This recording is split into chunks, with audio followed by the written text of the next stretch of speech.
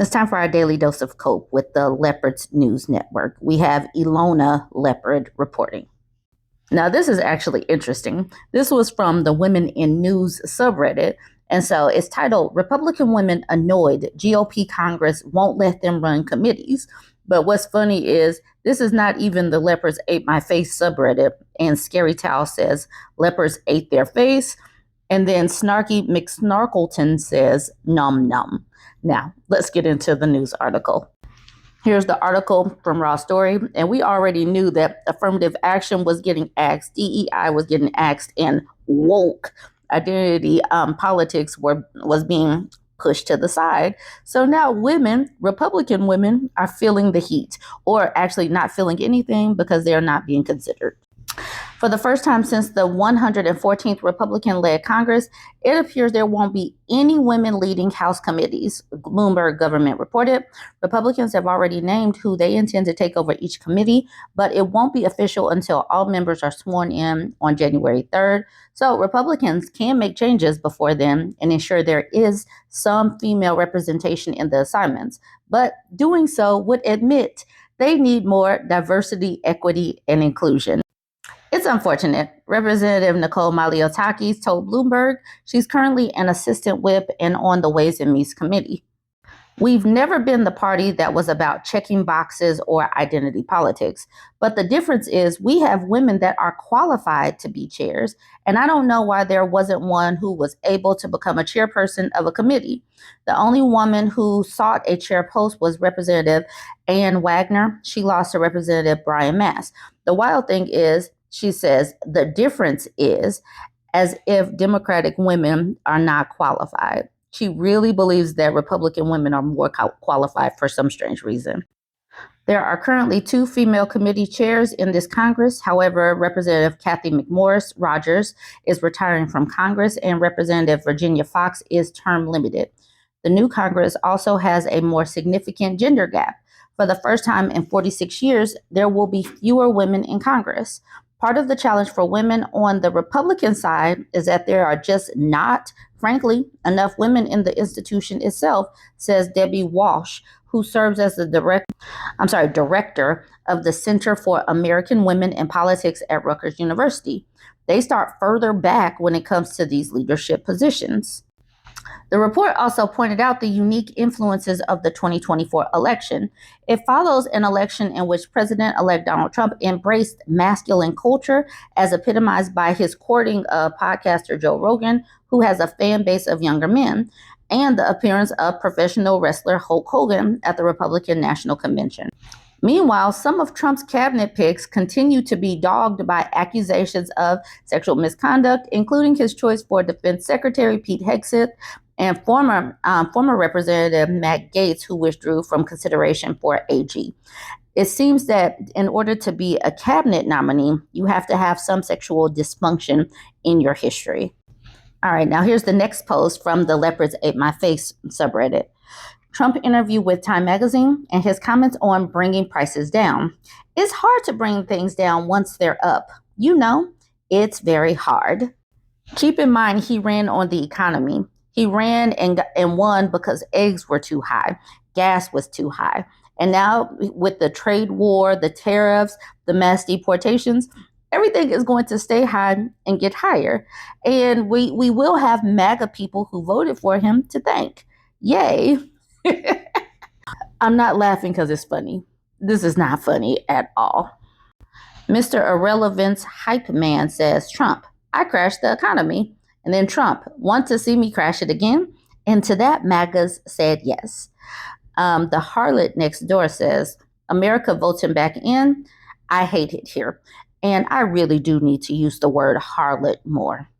Beneficial Cash says, elect the stupidest, lyingest, crimiest a-hole president we've ever had, or a competent black lady. America, she seems uppity. And Zipzo says, and a little blackety. Yes, she was definitely a little blackety. So here is a screenshot of an article titled, Fear of Trump Tariffs is Causing Americans to Stockpile Toilet Paper, Medicine, and food before prices rise. even though he told us he plans to levy tariffs on on countries, even though he said he plans to deport people, to which companies and different people are saying, hey, don't do this. It's going to cause labor shortages and food prices to go up. But this is what they voted for because he told them that he plans on doing this on day one.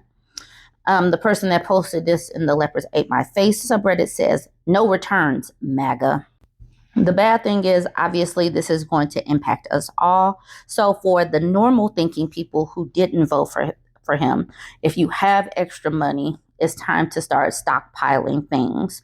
Stockpiling things that you know that you use on a daily basis. For me, that would be coffee. And we know that coffee gets shipped here from other countries. So start stockpiling. If you have money for electronics and you know that you needed to replace something electronic, you better go ahead and do that before he gets sworn in. Wolfman says, so people are preparing for the Trump presidency like a deadly viral pandemic. Sounds about right, to be honest. And to that, Lift Taker says, yep, I've been loading up on rice and beans and canned goods slowly each week so it doesn't feel like as big a deal. Got some repairs to the car, and I can't have gluten, so I'm ordering a boatload of gluten-free stuff I use. Prices are probably going up even on American-made stuff. Scoobot says, I can top that. I left the country in June. And Steve of New York City says, I left the USA in March of 2023. Had a feeling. So final screenshot. So this one is titled, Retired Vets Suggest Stopping Illegals from Getting Social Security instead of cutting his benefits. So this was a screenshot of a post. It says, Representative Rich McCormick is on C-SPAN making an impassioned case for cutting Social Security and Medicare. They already told us that they plan on doing some deep cuts. And so veterans, poor folks, MAGA people who get benefits, MAGA people that are on ACA are going to feel this. And I hope that they feel it hard. I hope that they feel it hard and swift and that it hurts them deeply. I really do hope that they get what they voted for. But this veteran down here says, easy fix, just cut off the illegals, as if the illegals are the ones that are getting Social Security. Whoever posted that screenshot just posted this man's bio. Patriot, retired from both PA State and the U.S. Army. Constitution, Republican, conservative, America first, must love dogs.